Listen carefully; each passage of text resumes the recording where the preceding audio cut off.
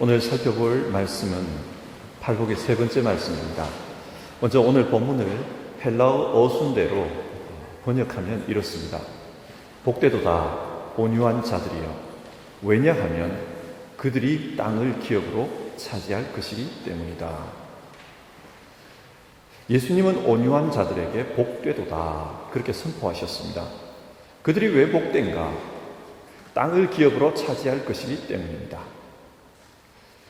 요즘은 베를린도 부동산 가격이 많이 올랐죠. 외국인들이 베를린 부동산에 투자하면서 집값이 많이 올랐다는 내용의 기사를 신문에서 읽은 적이 있습니다. 여러분, 사람들이 왜 부동산에 투자할까요? 개인의 재산 증식에 아주 유리한 항목이 부동산이기 때문입니다. 그래서 재산에 관심이 많은 분들은 땅을 기업으로 차지한다, 이 말씀 때문에 오늘 본문에 관심을 가질지 모르겠습니다. 그러나 예수님은 부동산을 통해 축복을 받을 것이다, 그런 의도로 이 말씀을 하신 것이 아닙니다. 그러면 무슨 의도로 이 말씀을 하신 것일까요? 하나님 나라입니다.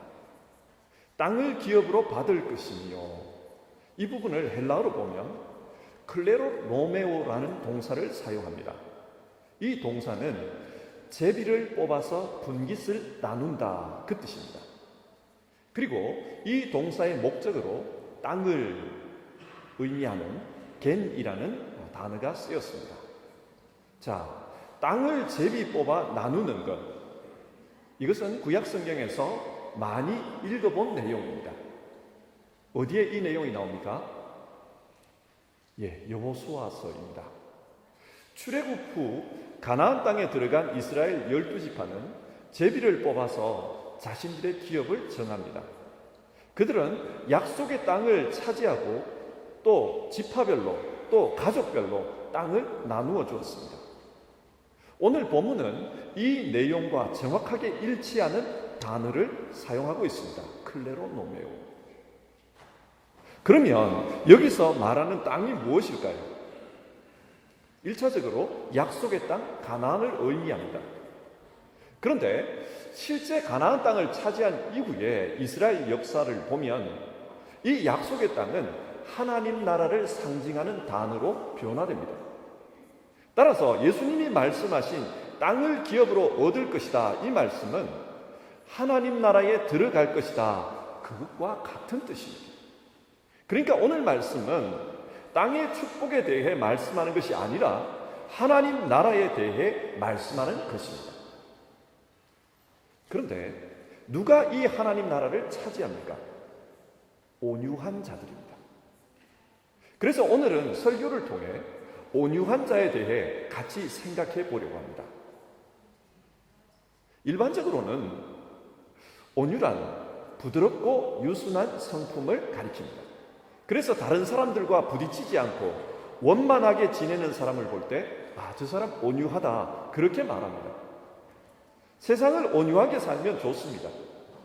만약 상대방이 거칠고 쉽게 분노하는 그런 성격이면 인간관계가 굉장히 어려워집니다. 그 사람과 함께 있는 것이 불편합니다. 하지만 온유한 사람과 있으면 편안합니다. 여러분, 이런 이유 때문에 예수님은 우리에게 온유한 사람이 되어라, 그렇게 말씀하는 것입니까? 아닙니다. 예수님은 지금 우리에게 너희 성품을 바꿔야 된다, 온유한 성품으로 바꿔야 된다, 그것을 말씀하는 것이 아닙니다. 그러면 뭡니까?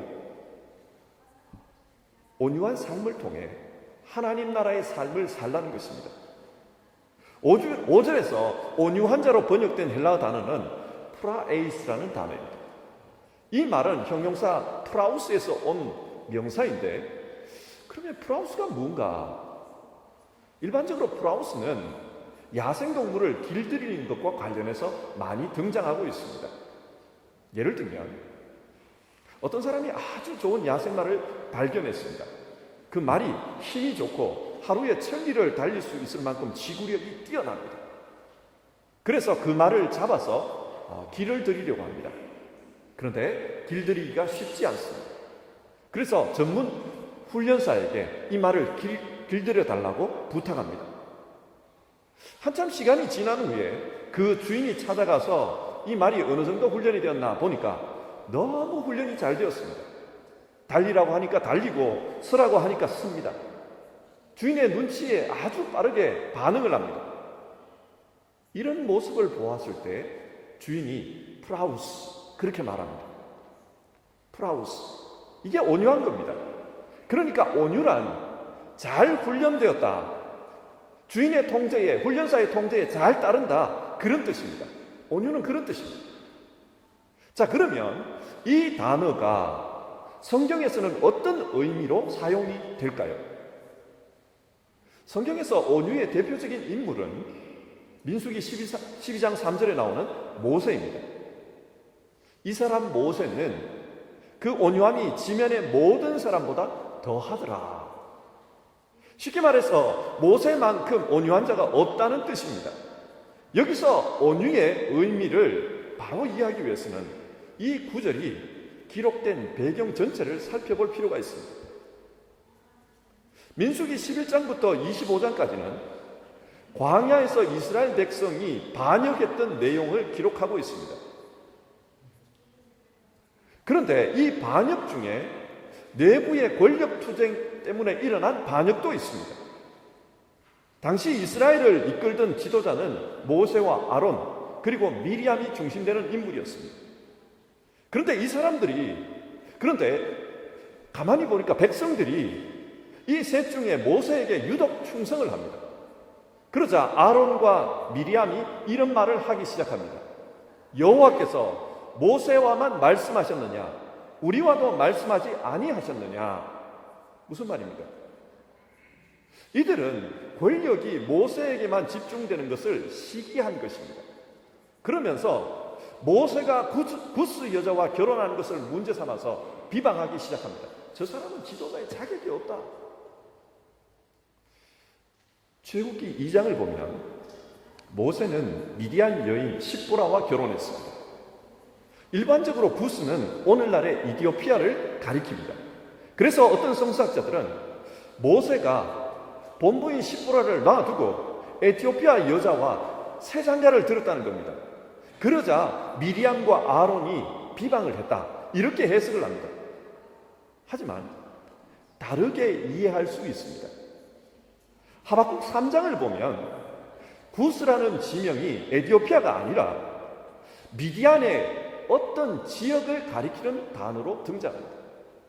일반적으로 이디오피아지만 특별하게 이 하박국을 보면 구스가 미디안의 어떤 지명입니다. 자, 그러니까 십보라는 미디안에 있는 그 미디안 넓은 지역 중에 작은 한 지역, 구스 출신의 여인이라는 겁니다. 모세가 또 다른 장가를 든 게 아니라 그 십보라와 결혼한 것, 그걸 지금 문제 삼고 있는 것입니다. 자, 보십시오. 지금 모세 나이가 얼마입니까? 80이 넘었습니다. 장가를 언제 들었습니까? 40에 들었습니다. 40년이 넘은 문제를 이제 와서 비난합니다. 왜 비난할까요? 권력 때문입니다. 자신들이 권력을 잡기 위해 모세를 흠집내는 것입니다. 성경은 이것을 반역으로 보고 있습니다. 앞에서 민수기 11장에서 25장의 내용은 반역 이야기를 모아놓은 그 부분이라고 하지 않았습니까? 그러니까 12장에 나오는 이 이야기도 반역이라는 겁니다. 이 당시 모세는 백성들로부터 공격을 받았고 뿐만 아니라 가장 가까운 형제들로부터도 공격을 받고 있었습니다. 그런데 이때 모세가 취한 태도가 어떤 모습인가? 모세는 온유함이 지면의 모든 사람보다 더하더라. 모세는 온유하게 반응했습니다. 그러면 여기서 말하는 온유가 무엇입니까? 온유로 번역되어 있는 이 단어는 히브리어 아니입니다. 이 아니는 온유한, 비천한, 가난한 그런 뜻을 가지고 있습니다. 그래서 이 부분을 온유함으로 번역할 수도 있지만 비참함으로 번역할 수도 있습니다. 어떤 신학자들은 이 구절을 모세는 비참함이 지면에 다른 사람보다 더 많았다, 이렇게 번역하는 것이 옳다, 그렇게 주장합니다. 왜냐? 그 당시 상황이 그랬다는 거예요. 모세는 백성뿐만 아니라 자기의 형제들에게도 공격받고 있는 그런 비참한 신세였다. 세상에 가장 불쌍한 사람이었다. 그렇게 해석해야 된다는 겁니다. 그런데 모세는 그런 비참한 상황 속에서 온유합니다. 비참함과 온유함은 같다 하나예요. 그는 잠잠히 하나님의 지시를 기다립니다. 어떻게 하면 이 비참함에서 벗어나기 위해서 내 형과 싸우고 내 누나와 싸워야 할까? 그렇게 생각하지 않고 잠잠했다는 것입니다. 왜 잠잠합니까? 모세는 마치 잘 훈련된 말이 훈련사의 지시를 따르듯이 그렇게 하나님의 지시를 기다리고 있었던 것입니다. 그의 인생은 하나님께 훈련받는 인생이었습니다. 그래서 모세는 어려움이 있을 때마다 성경을 보면 여호와 앞에 엎드렸더라. 이 표현이 자주 나옵니다. 훈련된 모세는 기도하며 하나님의 통제를 따르고 있습니다. 이게 온유입니다. 그러니까 성경이 말하는 온유란 하나님께서 나의 훈련사이심을 믿고 그 하나님의 지시를 기다리는 것입니다. 그럴 때 상황이 아무리 어려워도 하나님을 의지하며 온유할 수 있습니다. 그런데 이렇게 기다리면 실제 결과가 어떻게 됩니까? 민수기 12장을 계속 읽어보면 하나님께서 문제를 해결해 주십니다. 하나님께서 모세와 아론과 그리고 미리암을 같이 부릅니다. 그리고 그 자리에서 미리암에게 징벌합니다. 미리암의 몸에 나병이 나타나고 나병이 걸려 굉장히 어려운 상황이 되었습니다. 그런데 그때 모세가 기도하자 그 병이 고쳐집니다. 하나님께서는 이런 기적을 통해 하나님의 뜻이 어디에 있는지를 분명하게 보여주셨습니다. 모세가 내 사람이다. 그걸 보여주셨습니다. 온유한 자가 승리합니다. 또 성경에 나오는 온유의 대표적인 사람은 우리 주님 예수님입니다. 마태복음 11장 28절과 29절입니다. 수고하고 무거운 짐진 자들아 다 내게로 오라. 내가 너희를 쉬게 하리라. 나는 마음이 온유하고 겸손하니 나의 멍에를 메고 내게 배우라. 예수님께서는 스스로를 온유한 자라고 말씀하십니다. 그러면 그 온유함이 무엇입니까? 예수님의 이 온유함은 겟세마네 기도에 잘 나타나 있습니다. 내 아버지여, 만일 할만하시거든 이 잔을 내게서 지나가게 하옵소서. 그러나 나의 원대로 마시옵고 아버지의 원대로 하옵소서. 내 뜻대로 마시고 아버지의 뜻대로. 이게 예수님의 온유함입니다. 지금 죽음이 다가옵니다. 굉장히 불안합니다. 그러나 예수님은 그 순간 하나님께 맡깁니다. 마치 불화살이 그리고 칼이 난무하는 죽음의 전쟁터에서도 훈련된 말이 요동하지 않고 주인이 달리라고 하면 달리고 주인이 서라고 하면 서듯이 주님은 그 말처럼 그렇게 하나님의 뜻에 따르고 있습니다. 죽음의 순간이 눈앞에 와 있지만 하나님의 그 말씀에 따르고 있습니다. 왜 그렇죠?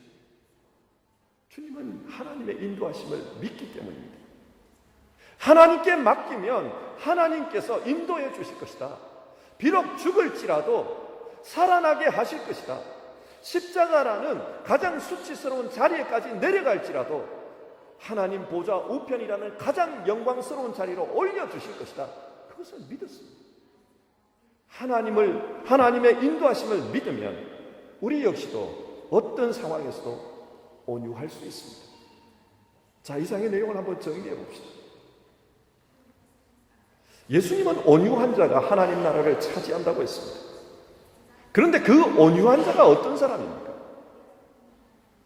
첫 번째로는 하나님이 나의 훈련사시다. 그것을 믿는 사람입니다. 모세를 봅시다.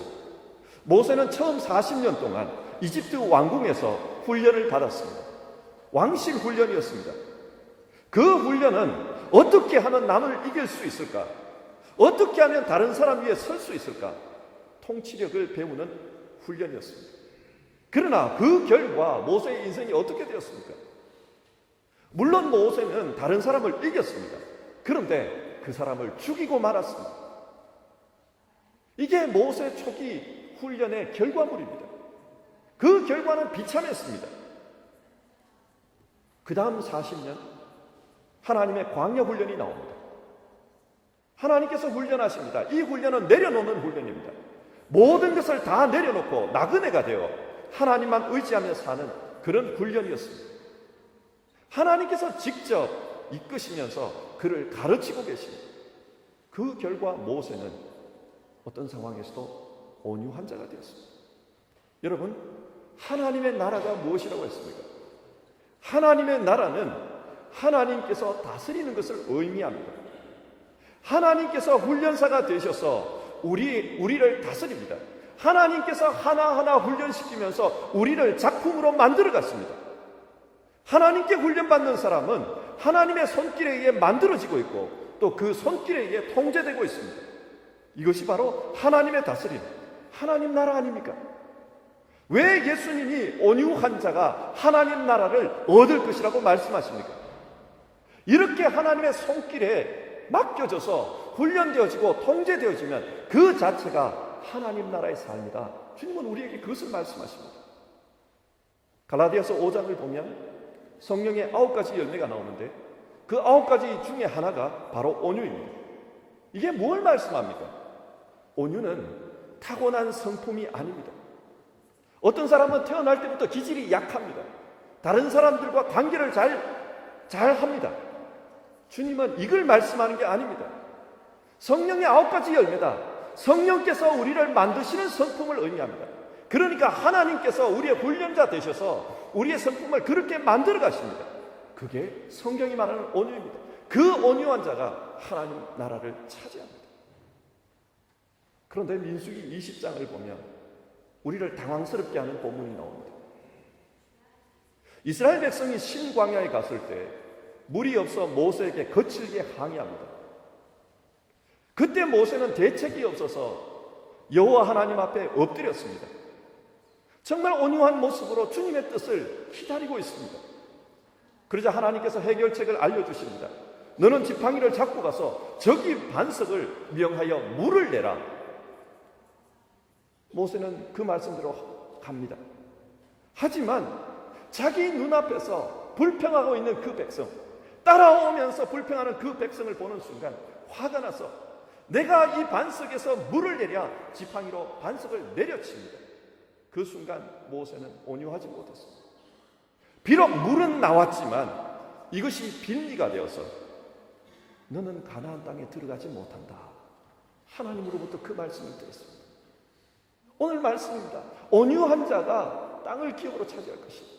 온유함을 잃어버린 그 모세는 가나안 땅에 들어가지 못했습니다. 여러분, 우리는 이렇지 않습니까? 하나님의 훈련을 받으며 살다가도 하나님의 손길 안에서 산다고 믿으면서도 하나님의 통제를 벗어나 온유함을 잃어버릴 때가 있지 않습니까? 그래서 우리에게 중요한 것은 늘 하나님의 다스림 아래 사는 것입니다. 하나님은 우리 모두의 삶이 하나님의 다스림 안에 있기를 원합니다. 그리고 그것을 훈련하라고 합니다. 그냥 되어지는 것이 아니니까 훈련하라고, 하나님 앞에, 하나님 아래에 머무는 훈련을 하라고 우리에게 말씀하십니다. 누구나 인생에는 고난이 있습니다. 그런데 그 고난이 어떤 사람에게는 고생이고 어떤 사람에게는 하나님이 하시는 훈련입니다. 우리가 믿음으로 어떻게 이해하느냐, 이해하지 않느냐에 따라서 고난의 의미가 달라집니다. 하나님이 우리를 다스리고 있다는 것을 믿으며 삽시다. 그러면 우리 인생에 있는 이 고난이 고생이 아니라 하나님의 훈련이 될 줄 믿습니다. 그 하나님의 다스림 안에서 사는 훈련을 합시다. 그러면 우리는 온유함으로 하나님의 나라를 살아갈 수 있을 것입니다. 두 번째로 온유한 자는 하나님의 인도를 믿고 그 결과를 주께 맡기는 자입니다. 창세기 26장을 보면 이삭이 흉년 때에 그랄 땅에 거주하는 것을 볼 수 있습니다. 하나님의 말씀을 듣고 그랄 땅에 있으라, 이집트로 가지 말라 순종했습니다. 그리고 그 순종의 결과로 그 해에 100배의 결실을 얻었다고 합니다. 오늘날로 말하면 전 세계적인 경제 위기 속에서 오히려 자기에게는 그게 성공의 기회가 되었다는 것입니다. 그래서 사람들이 신기합니다. 쫓아냅니다. 우물을 메워버립니다. 비가 오지 않는 지역에서 우물이 없으면 살 수 없습니다. 쫓아냅니다. 굉장히 힘들었습니다. 그래서 쫓겨난 곳에서도 어떻게 하면 우물을 찾을 수 있을까 노력합니다. 하지만 신기하게도 이삭은 가는 곳마다 쉽게 우물을 찾았습니다. 그러면 그날 사람들이 또 쫓아와서 빼앗아버립니다. 억울하지만 이삭은 싸우지 않았습니다. 인내하며 다른 곳으로 옮기고 또 그곳에서 우물을 파고 계속 그렇게 살아갑니다. 창세기 26장의 이 이삭의 모습은 온유한 삶을 우리에게 잘 보여줍니다. 그 결과 이삭은 마지막에 르호봇, 즉 넓은 땅을 얻었습니다. 그런데 이삭에게 중요한 것은 넓은 땅을 얻은 것이 아니라 그 지역 사람들이 이삭을 두려워하기 시작했다는 것입니다. 왜 두려워했을까요?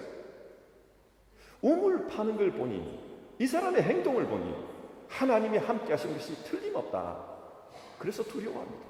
그리고 이삭에게 찾아와 우리와 동맹을 맺자, 그렇게 말합니다. 그 결과 자신이 놓쳤던 모든 그 땅은 이삭의 땅이 되었습니다. 자, 여러분, 이 말씀이 우리에게 교훈하는 바가 무엇입니까? 하나님의 땅은 힘센 사람이 차지하는 것이 아닙니다. 힘으로 치면 그랄 사람들이 훨씬 강했습니다. 그러나 그 땅은 이삭이 차지했습니다. 왜 그렇습니까? 약속의 땅은 하나님께서 주시는 것이지 사람이 노력해서 얻는 것이 아닙니다. 오늘 말씀을 유심히 보면 하나님께서 하나님 나라를 기업으로 받게 하실 것이다, 그렇게 말씀합니다. 이것은 우리가 노력해서 그 나라를 얻으라는 뜻이 아닙니다. 우리가 하나님의 다스림 속에서 온유하게 살면 하나님께서 그런 우리에게 이 땅을 주시겠다는 것입니다. 우리가 사는 현실은 힘이 지배하는 사회입니다. 경쟁에서 이겨야 살 수 있습니다. 이런 상황인데 하나님을 인정하고 살라, 결과를 하나님께 맡기고 믿음으로 살라, 어쩌면 너무 허무하게 들릴지 모르겠습니다. 그러나 여러분, 성경을 보십시오. 강자가 땅을 차지하는 것이 아닙니다. 하나님의 나라에서는 하나님께서 주시고 싶은 자에게 주십니다. 그래서 이삭이 그 땅을 차지한 것입니다. 잠시 작년에 살펴보았던 로마서의 교훈을 한번 생각해 봅시다. 우리가 어떻게 하나님 나라에 들어갑니까? 우리의 공로로 가는 것이 아니라고 합니다. 하나님의 은혜로 갑니다. 마찬가지입니다. 땅을 기업으로 받을 것이며 하나님의 나라는 하나님께서 우리에게 주십니다. 어떤 누구에게? 결과를 하나님께 맡기고 하나님의 다스림에 순종하며 그렇게 사는 온유한 자에게 주십니다. 이것을 믿으면 우리의 현실을 다르게 살 수 있습니다. 이것을 믿으면 우리도 현실에서 하나님 나라를 살 수 있습니다. 설교를 맺겠습니다. 팔복은 8가지의 복을 이야기하는 것이 아닙니다. 한 가지의 복을 8가지 관점으로 말하는 것입니다. 그러면 그 한 가지 복이 무엇입니까? 하나님의 나라입니다. 예수님은 그 하나님 나라의 삶을 현실에서 구체적으로 어떻게 살까? 그걸 8가지 접근 방식으로 우리에게 말씀해 주고 있는 것입니다. 오늘 우리에게 말씀해 주신 방법은 온유입니다. 그런데 그 온유함이 무엇입니까? 이삭이 그랬듯이, 모세가 그랬듯이, 바울이 그랬듯이 하나님의 손에 길들여져서 하나님의 뜻대로 사는 것입니다. 그리고 이것을 위해 하나님은 훈련하십니다. 여러분, 그 훈련을 받을 때 하나님의 훈련을 외면하지 마십시오. 그 훈련을 외면하면 우리 인생의 고생은 고생으로 끝납니다. 그러나 그것을 외면하지 않고 훈련으로 받아들이면 그것은 하나님 나라 삶으로 되어서가는 과정입니다. 이 훈련을 통해 온유한 자가 될 수 있기를 바랍니다. 그리고 이 훈련 때에 훈련하시는 분께서 마침내 우리를 목적지에 도달하도록 인도하실 거다, 그 믿음을 가지시기 바랍니다. 그러면 중간에 좌절이 있어도 실패가 있어도 낭망하지 않을 것입니다. 모세는 실패했습니다. 그러나 하나님께서 다시 일으켜 세워주십니다.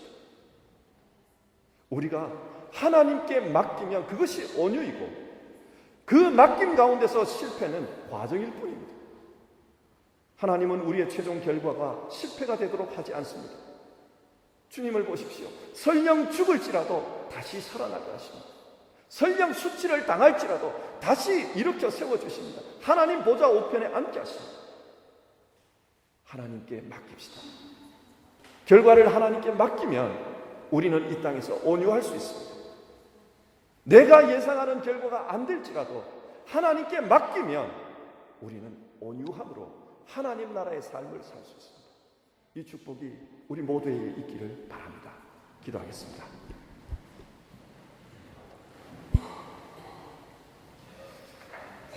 하나님 아버지, 온유한 자가 하나님 나라를 얻게 될 것이라고 하셨습니다.